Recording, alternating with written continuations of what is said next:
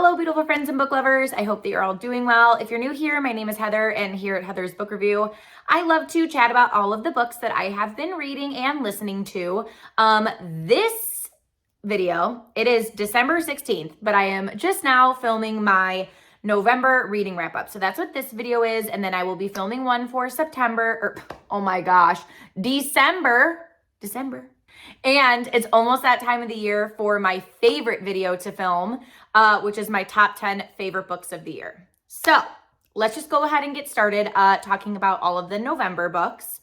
So my first book in November, I got from Book of the Month. If you're unfamiliar with Book of the Month, it is a book buying subscription with all these books behind me with this little square. Those are the books from Book of the Month. So I love it. I've been a member for, I think, going on 4 years now. And as you can see, most of my books that I own are from Book of the Month. I think it's a really reasonable subscription. If you don't use your book credit for that month, it just rolls over, which is really nice. So yeah, I mean, I love it. I'm excited. I'm definitely going to continue to be a member for 2025, and I will leave my referral link in the description box below if you're interested. And if you go through that link, I get a free book, which is sweet. And I think your first box is only $5. So that's awesome.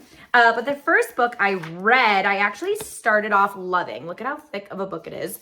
And that is Phantasma by Kaylee Smith. I saved this for my spooky season read. I love to have a just spooky season book for the month of October. This ended up rolling into November, hence why it's in this wrap up. But yeah, this was really cool. This was like a Hunger Games type of book meets like a haunted house that you can't escape from. That's really like my non-spoiler synopsis for it.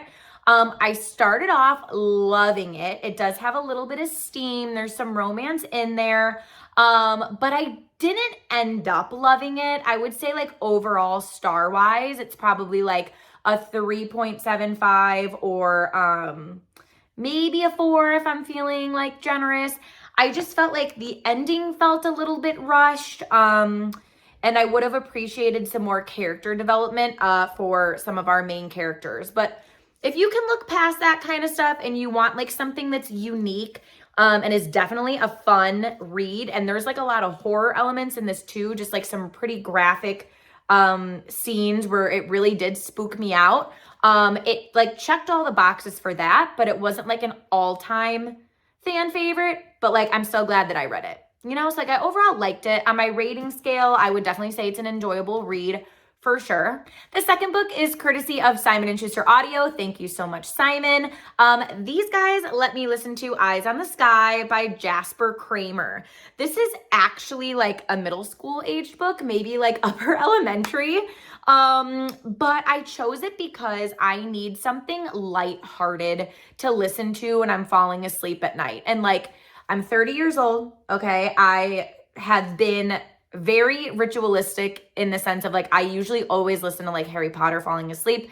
They're books I know, they're books I love. Like, I don't have to really actively listen. It's just more for something on in like the background. But because I've been listening to those, I was like, I kind of wanted something new. And yeah, so I read this. This is during 1947, Roswell, New Mexico. This little girl makes a weather balloon like experiment, and people mistake it for like a flying saucer. So it ended up being really cute. Like there's the little like alien aspect of it, and like she's just going on this adventure and stuff. It's really cute. If you're a teacher like me, I would say this would be appropriate for like maybe 4th to 6th or 7th grade is just like a class read aloud. I thought it was really cute. Again, rating scale, I would give it an enjoyable read. Another courtesy of Simon & Schuster Audio, my third book for November, totally put me in the Christmas spirit, and that is Christmas Is All Around, written by Martha Waters. Rating scale, another enjoyable read. This is a really cute story about a woman who used to be like a very famous childhood star for her appearance in a very popular Christmas movie. But then she ended up like hating all the attention she got from it, and like just as a Christmas Scrooge, whatever, that whole narrative, if you will. And it is a romance book. She ends up like meeting this guy that she's working with on some sort of project that I won't get too much in, but yeah, if you're looking for one of those like cheesy, cute Christmas stories, you know, hopefully I'm posting this video not too many days after I'm filming it around Christmas time still. And if you're in the mood for a Christmas book, I thought it was really cute.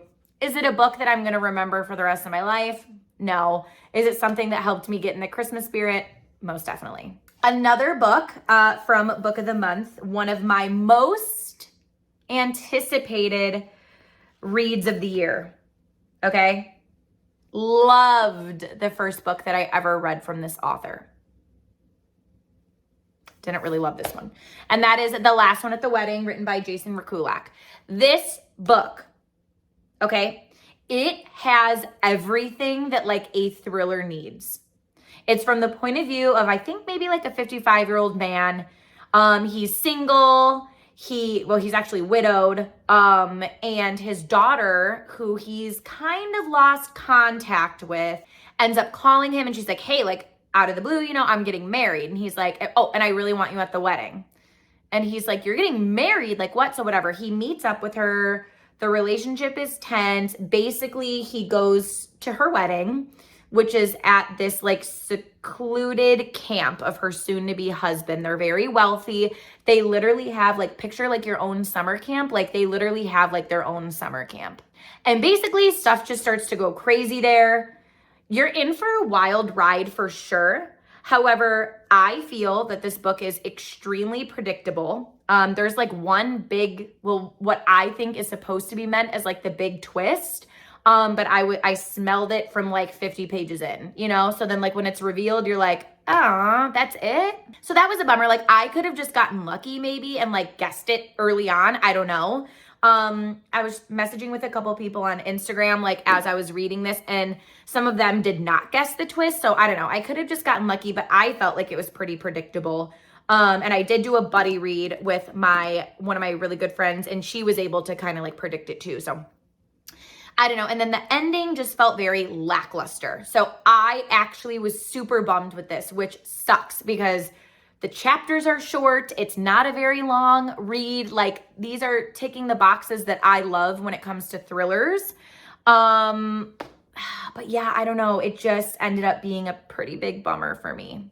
One final book for the month of November, super cute, probably the best audiobook I've ever listened to because it's like a full cast and there's also like background noise and it feels like you are watching a movie with your eyes closed. It was like amazing, very well done. And that is Know Your Newlywed, written by Elena Armas. I've read some of her books in the past that I've really enjoyed. This is a full cast. I can't think of the guy's name. Is it Tyler Posey? I don't even know. I'm probably gonna get roasted for even saying that if it's not him. It's the kid that used to be, or the guy that used to be in Teen Wolf. I don't know, whatever. I'm pretty sure he's in here. Okay, and I think this is only an audiobook. I do not think this is coming out in print. But this was courtesy of Simon & Schuster Audio. It is such a great audiobook. Like, it's just awesome. The story is great. It's like these two younger adults meet on like this dating website, and they both find out that they love the show called Know Your Newlywed that's from the past, but now it's getting a reboot. So they're like, and this is not a spoiler, like it's literally in the description, but basically they're like, hey, let's pretend we're married. Let's go on this show. Let's try to win the money. And yeah, it was just super cute. Loved it. Another one that I would listen to trying to fall asleep at night. And yeah, like I said, it was just really, really well done. And that wraps it up for all of the books. Super quick. I'm going to try to keep it really quick. I just want to talk about the shows that I watched. So in December, I've been on a massive like true crime documentary kick. It started in November. I watched a JonBenet Ramsey. That one is on Netflix. So sad. I mean, I knew that story like growing up, right? Because that happened around the time I was growing up as well. But I watched a JonBenet Ramsey. Nothing really like shocking or new if you followed the case before. I've been watching the new Hell's Kitchen with my boy Gordon. Love it. Absolutely love it. It's a great season. It's on Hulu right now, and it's like, I'm watching it, I assume, like in the order that it's being aired right now. It's like a current season still. So if you're interested, love it.